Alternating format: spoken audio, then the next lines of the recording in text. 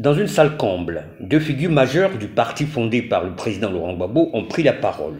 Sébastien Dano-Didier, président exécutif du PPACI, et Justin Katina-Koné, président du Conseil stratégique et politique. Le cœur de leur message, alerter l'opinion sur ce qu'ils considèrent comme une grave atteinte aux libertés démocratiques en Côte d'Ivoire. En ligne de mire, les récentes gardes à vue des vice-présidents Lida Kwasi Moïse et Koné Boubacar, interpellés dans le cadre de procédures judiciaires qualifiées de ciblées par le parti.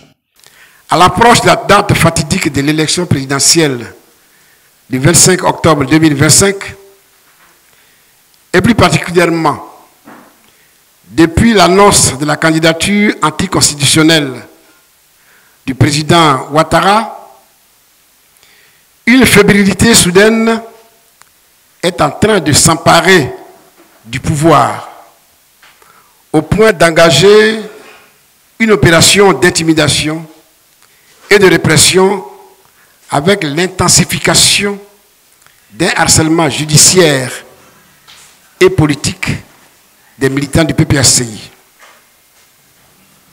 Alors que 6 de nos camarades, brutalement et illégalement enlevés par les hommes accagoulés les 2 et 3 août 2025 à Yopougon, sont encore introuvables et que 6 autres ont été soumis à des interrogatoires pendant 18 heures avant d'être relâchés, aujourd'hui encore, pendant que nous préparions la marche de Yopougon, ce sont 3 autres camarades qui sont convoqués à la préfecture de police le vendredi 8 août 2025.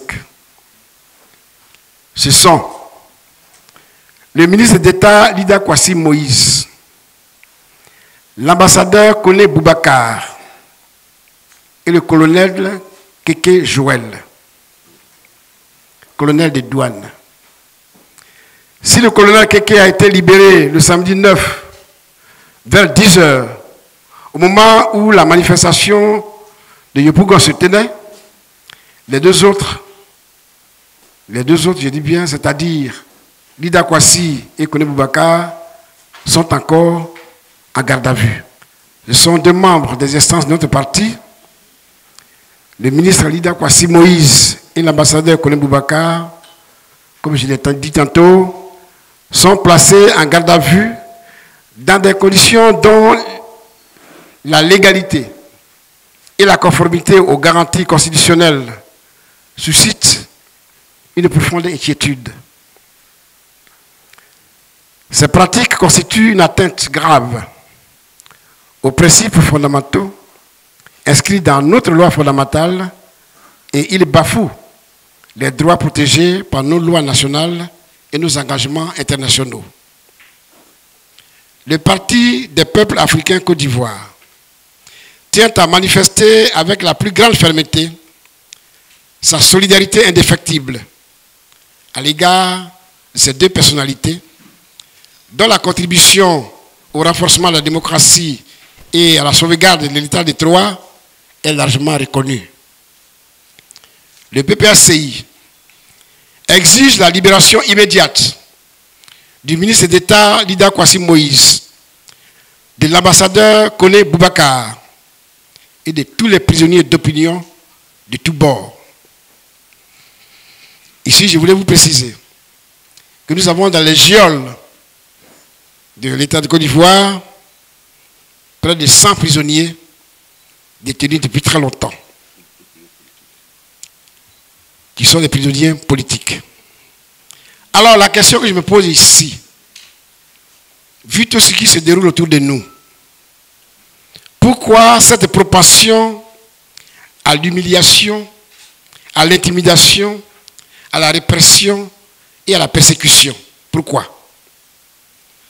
Pourquoi tous ces agissements? Est-ce pour étouffer toutes les contestations en relation avec le 4e mandat anticonstitutionnel du président Ouattara? Est-ce un moyen pour museler le PPACI afin de braquer l'élection présidentielle d'octobre 2025? La transparence de l'élection présidentielle et la paix sont-elles à ce prix? Ces pratiques sont inquiétantes. Le ton était grave. Sébastien Danodédié accuse ouvertement le régime en place de vouloir museler l'opposition. Il dénonce une volonté délibérée d'étouffer le pluralisme politique à l'approche des échéances électorales. Lors de la session de questions-réponses, les cadres du PPACI sont revenus en détail sur les circonstances de ces arrestations. Justin Katina Kone a apporté des précisions sur les conditions de détention de leurs camarades, s'appuyant sur les informations fournies par leurs avocats. Selon nos avocats, on leur reproche d'être les instigateurs des événements qui ont eu lieu le 1er août à Yopougon et qu'ils auraient été cités par les premières personnes qui ont été arrêtées. Or, il se trouve que ces premières personnes, nous ne savons même pas où elles sont. Donc, puisqu'elles n'ont jamais été assistées d'avocats, à partir du moment où nous ne savons pas où elles sont, au PPACI, nous les considérons comme ayant été prises en otage. Dès lors que vous êtes pris en otage, les aveux recueillis d'un otage ne peuvent pas produire des effets de droit, puisqu'on ne sait pas où ils sont. Je voudrais rappeler en Côte d'Ivoire, et c'était mentionné sur la convocation qui a été adressée à nos deux camarades, c'était clairement mentionné qu'ils pouvaient se faire assister de leur avocat. Ils sont des prescriptions du Code de procédure pénale en Côte d'Ivoire, que tout le monde connaît.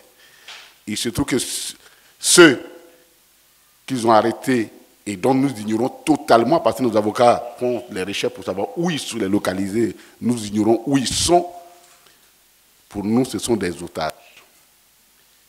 Et dire que c'est la base de leur déclaration qu'on accuse des hautes personnalités de notre parti, cela relève tout simplement de la torture. Nos avocats se sont allés à la préfecture de police pour soulever des exceptions de droit qui empêchent normalement nos deux camarades d'être entendus par des policiers. L'un est un ancien ministre, l'autre un ancien ambassadeur, et il y a la loi de 2005 qui encadre les procédures engagées contre ces personnes. Malgré ces exceptions qui ont été soulevées et qui sont tout à fait justifiées, le procureur de la République a tenu vaille que nos militants, nos camarades soient entendus. Finalement, c'est à 22 h qu'ils seront, on va commencer leur audition, qu'ils vont être amenés à la préfecture de police. À partir de 22 h, nous nous sommes rendus là-bas. On nous a même empêché d'avoir accès à l'enceinte de la préfecture de police. Un impressionnant dispositif policier a été déployé la nuit à cet effet. Nous sommes restés tout le long de la route, de l'autoroute qui va à Bobo, jusqu'à pratiquement 2 h du matin. Et sur conseil de nos avocats, nous avons, puisque apparemment on était convaincus que ces auditions allaient se terminer jusqu'au petit matin, au moins, au plus tôt, et finalement nous sommes rentrés. Et depuis ce temps, jusqu'à ce que le lendemain, à 15 h, nos camarades n'avaient pas mangé. Ils n'avaient pas mangé. C'est le minimum qu'on puisse demander, donner à quelqu'un, ils n'avaient pas mangé. C'est à 15 h que nous avons pu leur envoyer quelque chose à manger. 15 h hier à 15 h. Et donc, de 22 h jusqu'à 15 h, ils étaient encore dans ces conditions. Les auditions sont finies vers 17 h. Ils étaient en train de signer les PV et on espérait que nos camarades devaient être libérés. Nous sommes déportés là-bas pour essayer de les accompagner. Et malheureusement, chemin faisant, on nous a informé qu'ils ne seraient pas libérés et que leur garde à vue se prolongeait. Donc pour nous, quand l'un mis dans l'autre, il s'agit tout simplement d'une torture injustifiée infligée à nos camarades. Or, nous pensons que dans un pays normal, la justice ne peut pas être un instrument de torture. La justice qui règle et qui rectifie le comportement des uns et des autres ne peut pas, elle aussi, se mettre à se comporter de façon irrégulière et de cette façon-là. Et ça, nous tenons à le relever. Nous avons parlé des motifs, mais voici les conditions dans lesquelles ont été entendus et sont encore détenus nos camarades à la préfecture de police. Alors que le climat politique ivoirien se crispe à l'approche des prochaines élections, cette prise de parole marque une étape importante dans la stratégie de mobilisation du parti. Pour ses dirigeants, la démocratie ivoirienne est aujourd'hui en danger, fragilisée par un pouvoir en perte de légitimité, mais confrontée à une opposition de plus en plus structurée et soutenue. Le PPACI n'hésite pas à qualifier le régime RHDP d'être aux abois, accusant le président Alassane Ouattara de céder à la tentation autoritaire pour conserver le pouvoir. Cette démonstration de force du parti fondé par Laurent Gbagbo s'inscrit dans une dynamique plus large, celle d'une opposition requinquée par de récentes victoires démocratiques obtenues grâce à la mobilisation populaire contre un éventuel 4e mandat présidentiel. En définitive, cette conférence de presse, plus qu'une dénonciation, apparaît comme un acte politique fort, une riposte directe aux pressions exercées contre l'opposition ivoirienne. Dans un contexte de forte tension, le PPACI entend bien jouer les premiers rôles sur l'échiquier politique national.